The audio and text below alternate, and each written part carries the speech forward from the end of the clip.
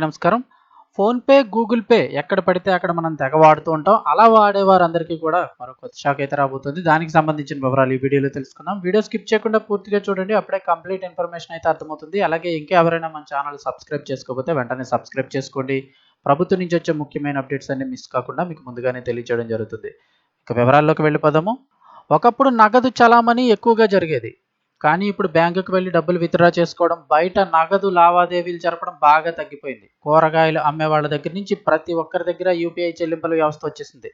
Digital చెల్లింపులు వచ్చిన తర్వాత ఇక జేబులో నగదును మెయింటైన్ చేయాల్సిన అవసరం లేకుండా పోయింది. ఎక్కడికి వెళ్ళినా ఆన్‌లైన్ ద్వారానే చెల్లింపులు జరుగుతున్నాయి. ఇక గూగుల్ పే, ఫోన్‌పే, పేటీఎం తెగ వాడేస్తున్నారా?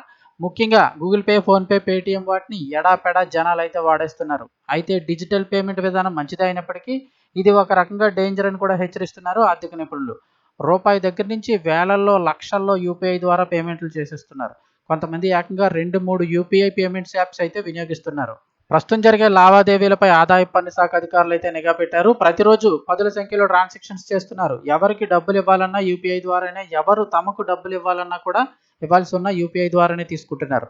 అయితే లెక్కపత్రం లేకుండా ఇష్టం వచ్చినట్టు యూపీఐ ద్వారా ట్రాన్సాక్షన్లు చేసే వారికి ఆర్థిక నిపుణులు హెచ్చరికలు జారీ చేస్తున్నారు. బ్యాంకు ఖాతాలో పరిమితికి మించి నగదు జమ అవ్వడం, అలాగే విత్‌డ్రా చేసుకోవడం వంటి వాటిపైన ఆదాయపు పన్ను శాఖ అధికారులు అయితే ఇప్పుడు నిఘా పెడుతున్నారు. బ్యాంకు ఖాతాల్లో నగదు పరిమితి ఏడాదికి ఎంత అనేది అయితే నిర్ణయించారు. ఇప్పుడు చూస్తే పరిమితికి మించి డబ్బులు యూపీఐ చెల్లింపుల ద్వారా ట్రాన్సాక్షన్స్ చేస్తే ఐటీ నోటీసులు వచ్చే అవకాశం ఉంటుందని హెచ్చరిస్తున్నారు ఆర్థిక నిపుణులు. అనవసరమైన పన్నులు, పెనాల్టీలు చెల్లించాల్సి వస్తుందని చెప్తున్నారు. ఇన్కమ్ ట్యాక్స్ రూల్స్ ప్రకారం ఒక ఆర్థిక సంవత్సరంలో బ్యాంకు పొదుపు ఖాతాలో 10 లక్షల వరకు పరిమితి ఉంటుంది.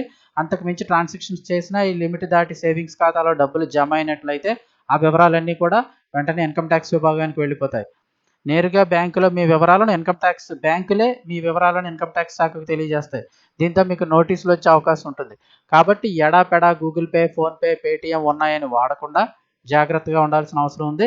లిమిట్ లేకుండా ఇష్టం వచ్చినట్టు గనుక డిజిటల్ పేమెంట్స్ ద్వారా డబ్బులు తీసుకున్నా, డబ్బులు ఇచ్చినా, లేదా తెలిసిన వారి అకౌంట్‌లో డబ్బులు ట్రాన్సాక్షన్స్ టైం పడుతుందని మీ అకౌంట్ ద్వారా వేసి తీసినా కూడా మీ అకౌంట్ ట్రాన్సాక్షన్ కిందే వస్తుంది. సో జాగ్రత్త పడండి. తర్వాత ఇబ్బంది పడే అవకాశం ఉంటుందని ఆర్థిక నిపుణులు అయితే హెచ్చరిస్తున్నారు.